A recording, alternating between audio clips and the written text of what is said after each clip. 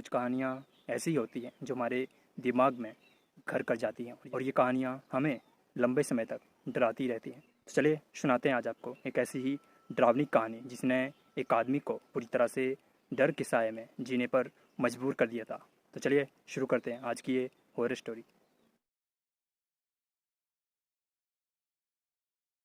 तो ये कहानी है 36 वर्षीय अविनाश की, जो कि उत्तर प्रदेश का रहने वाला है और वो अक्सर अपनी फैमिली के साथ अक्सर कई जगह बदलता रहता है क्योंकि उसकी नौकरी अक्सर बार बार चेंज होती रहती है, क्योंकि वो एक पुलिस ऑफिसर है, जिस वजह से उसे बार बार ट्रांसफ़र लेना पड़ता है, जिस वजह से पूरी फैमिली को उनका घर बार बार शिफ्ट करना पड़ता था, जिस वजह से उन्हें काफ़ी ज़्यादा दिक्कत होती रहती थी। और वो कई बार ऐसी जगहों पर भी गए हैं जहाँ पर लोगों के मर्डर या फिर कुछ ऐसी चीज़ें हुई जो बेहद भयानक भी रही। लेकिन जब वो एक ऐसी बिल्डिंग में पहुँचे जहाँ पे कुछ ऐसी घटनाएं हुई थी जो उनको शायद मालूम भी नहीं थी, लेकिन कौन ही जानता था कि उनके आने के बाद उस बिल्डिंग में ये घटनाएं शुरू हो जाएंगी। अविनाश का ये कहना था कि जब वो शहर छोड़कर दूसरे शहर गए तो उनको रास्ते में कुछ ऐसी घटनाएं होती दिखी जिन पर उन्हें यकीन नहीं हुआ और उनके घर वालों का ये तक कहना था कि हमें यहाँ से चले जाना चाहिए, शायद ये जगह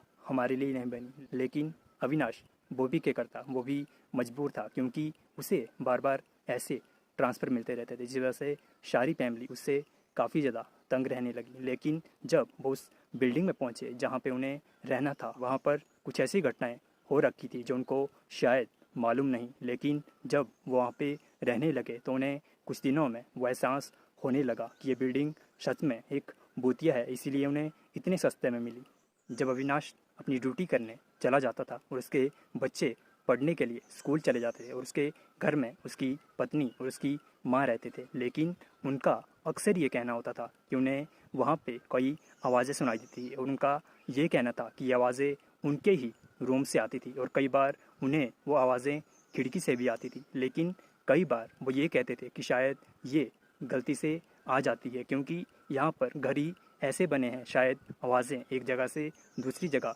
गूंजती हैं। लेकिन ये सच नहीं था और इसका पता उन्हें तब लगा जब अविनाश की बीवी घर में अकेली थी। तब वो जब अपने उस बंगले से बाहर निकली तब उसने कुछ ऐसा देखा जो बेहद ही डरावना था। उसने ये देखा कि उसके आसपास के घरों में किसी ने भी लाइट ऑन नहीं रखी है, जो बेहद अजीब सी बात थी क्योंकि अक्सर लोग वहाँ पे लाइट ऑफ ही रखते थे। लेकिन ऐसा कैसे? और वहाँ पर जब अविनाश की पत्नी ने इधर उधर देखा तो वहाँ पे उसे एक ऐसा बोर्ड मिला, वहाँ पर कुछ ऐसा लिखा था जो बेहद ही डरा देने वाला था। उसमें ये लिखा था कि अपने घर की बिजली बंद रखें ताकि कोई भी आपके घर में घुस ना पाए, जिसका मतलब अविनाश की बीवी बिल्कुल भी समझ नहीं पाई और वो बिना लाइट बंद किए अपने कमरे में चली गई। जिसके बाद उसे अपने पति का फ़ोन आया, लेकिन उसने जब ये देखा कि उसके पति का फ़ोन स्विच ऑफ है तो जिसे देखकर वो काफ़ी ज़्यादा डर गई क्योंकि उसके पति का फ़ोन उसी के रूम में रह गया था। वो उसे लेकर जाना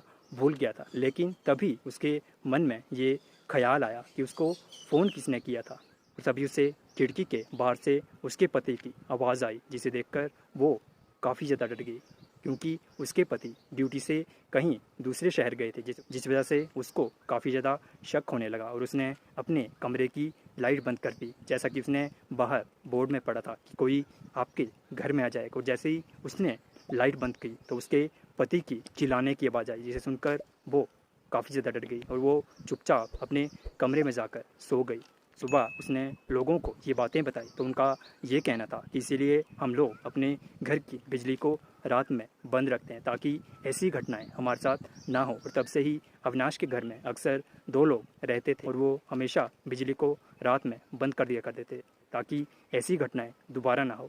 तो आप क्या सोचते हैं इस कहानी के बारे में, जो कि बेहद ही अजीब सी है, जिस पर यकीन करना काफ़ी ज़्यादा मुश्किल है, लेकिन फिर भी उनका ये कहना है कि उन्होंने ये घटनाएं महसूस की थी, तो ये शायद सच भी हो सकती है। तो चलिए मिलते हैं आपसे किसी और डरावने सफ़र के साथ। तब तक के लिए सुनते रहें रोहित हॉरर शो।